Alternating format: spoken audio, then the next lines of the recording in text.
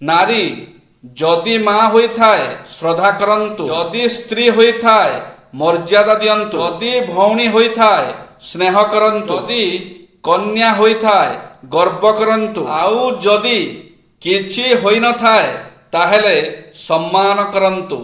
ପାଣି ଯେତେ ସଫା ହୋଇଥାଉ ନା କାହିଁକି, ଯଦି ପାଣି ରଖାଯାଇଥିବା ପାତ୍ର ସଫା ନଥାଏ ତେବେ ସେ ପାଣିର କିଛି ମୂଲ୍ୟ ରହେ ନା। ଠିକ୍ ସେହିପରି ମଣିଷ ଯେତେ ସୁନ୍ଦର ହୋଇଥାଉ ନା କାହିଁକି, ଯଦି ତାର ଚରିତ୍ର ଠିକ ନଥାଏ ତେବେ ସେ ମଣିଷର କିଛି ମୂଲ୍ୟ ରହେନି। ଜଣେ ବନ୍ଧୁ ମୋତେ ପଚାରିଲେ, ଏ ଦୁନିଆରେ ତୁମର ନିଜର କିଏ? ମୁଁ ହସି ଦେଇ କହିଲି, ସମୟ। ସମୟ ଭଲ ଥିଲେ ସମସ୍ତେ ନିଜର, ଆଉ ସମୟ ଖରାପ ଥିଲେ ସମସ୍ତେ ପର। ମୂର୍ଖ ଠାରୁ ସର୍ବଦା ଦୂରେଇ ରହିବା ଉଚିତ, କାରଣ ସେ ଦେଖିବାକୁ ମନୁଷ୍ୟ ହେଲେ ମଧ୍ୟ ଦୁଇ ଗୋଡ଼ ବିଶିଷ୍ଟ ପଶୁ। ସେ ତାର ବାକ୍ୟ ରୂପୀ ସିଂହ ଦ୍ୱାରା ଆକ୍ରମଣ କରିଥାଏ। ଦୁରାରୋଗ୍ୟ ବ୍ୟାଧି ପରି ମାନବ କାମନା, ଶତ୍ରୁ ସମ ମୋହ ଦିଏ ମାନବେ ଯାତନା, ଦୁର୍ନିବାର ଅଗ୍ନି ସମଧ କରେ ନାଶ। ଜ୍ଞାନ ଦିଏ ମାନବକୁ ସୁଖ ଶାନ୍ତି ଯଶ। କାମନା ପୂରଣ ନହେଲେ ମନୁଷ୍ୟ ହତୋତ୍ସାହ ହୋଇ ମାନସିକ ବିପର୍ଯ୍ୟୟର ସମ୍ମୁଖୀନ ହୁଅନ୍ତି। କୌଣସି କାମନା ପୂରଣ ହୋଇଥିଲେ ବା ହୋଇନଥିଲେ ମଧ୍ୟ ଅନ୍ୟ କାମନା ଜାତ ହୁଏ। ଦୁରାରୋଗ୍ୟ ବ୍ୟାଧି ପରି ସଦା ଯନ୍ତ୍ରଣା ଦେଇଥାଏ। ଅର୍ଥାତ୍ କୌଣସି ବସ୍ତୁ ବା ବ୍ୟକ୍ତିଙ୍କ ପ୍ରତି ବିଶେଷ ଆସକ୍ତି ଯୋଗୁଁ ମଣିଷ ନିଜସ୍ୱ ବିବେକ ଓ ବିଚାର ଶକ୍ତିର ଉପଯୋଗ କରିପାରନ୍ତି ନାହିଁ। ଏଣୁ ମୋହ ମଣିଷଙ୍କର ପରମ ଶତ୍ରୁ। କାମନାରୁ ମୋହ, ମୋହରୁ ଅଜ୍ଞାନ, କାମନା ଓ ଆସକ୍ତିରୁ କ୍ରୋଧ ଜାତ ହୁଏ। କ୍ରୋଧ ଅଗ୍ନି ସମ ମଣିଷକୁ ଧ୍ୱଂସ କରେ। କାମନା, ଆସକ୍ତି ଓ କ୍ରୋଧ ବିହୀନ ବ୍ୟକ୍ତି ପରମ ସୁଖ ଭୋଗ କରନ୍ତି।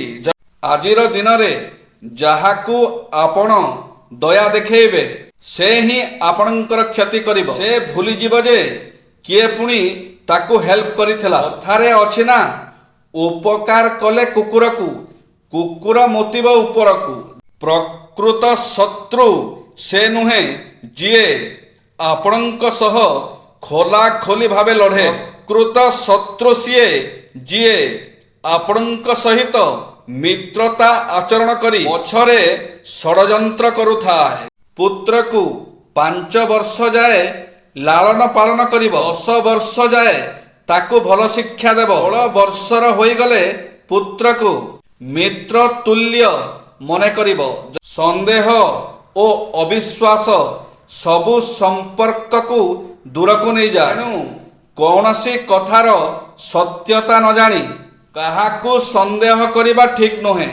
ତାକୁ ହିଁ କହନ୍ତି ଜୀବନ ସାଥୀ। ଯୌବନରେ ସାଥୀ ଅନେକ ହୋଇବେ, ବୃଦ୍ଧାବସ୍ଥାର ସାଥୀ ଖାଲି ଜୀବନ ସାଥୀ। ଯୌବନରେ ପ୍ରତିଶ୍ରୁତି ଅନେକ ଦେବେ, ପ୍ରତିଶ୍ରୁତି ରକ୍ଷା କରେ ସେହି ଜୀବନ ସାଥୀ। ଶଯ୍ୟା ସଙ୍ଗିନୀ ଆଉ କେ ହୋଇପାରେ, ରୋଗୀର ସଙ୍ଗିନୀ ହୁଏ ଜୀବନ ସାଥୀ। ଶାରୀରିକ ଶାନ୍ତି କେହି ବି ଦେଇପାରେ, ମାନସିକ ଶାନ୍ତି ଦିଏ ଜୀବନ ସାଥୀ। ପୁରୁଷ ନାରୀର ବଳ ହୋଇଥାଏ, ପୁରୁଷର ଶକ୍ତି। ଏଣୁ ଏ ଦୁନିଆ ବୋଲାଏ ତାକୁ ତ ଜୀବନ ସାଥୀ। ଝଗଡ଼ା ହେଉ କି ଅଭିମାନ ହେଉ ଭୁଲି ଯାଆନ୍ତୁ ତାକୁ, ମନେ ରଖନ୍ତୁ ନାହିଁ। ଅଲଗା ନ ହୋଇ ଏକତ୍ରିତ ରୁହନ୍ତୁ, ସମର୍ପଣ ଭାବ ରଖି ବାଟ ଚାଲୁଥାନ୍ତୁ।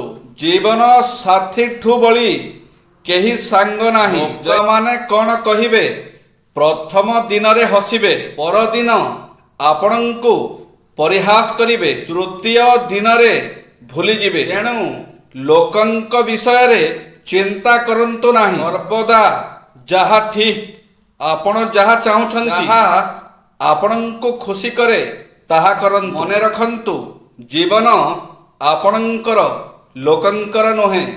ଆପଣଙ୍କ ବିଚାର ସୁଚିନ୍ତିତ ହେବା ଉଚିତ। କିଛି ନୂଆ କରିବାକୁ ହେଲେ କଷ୍ଟ ତ ଉଠେଇବାକୁ ହିଁ ହେବ।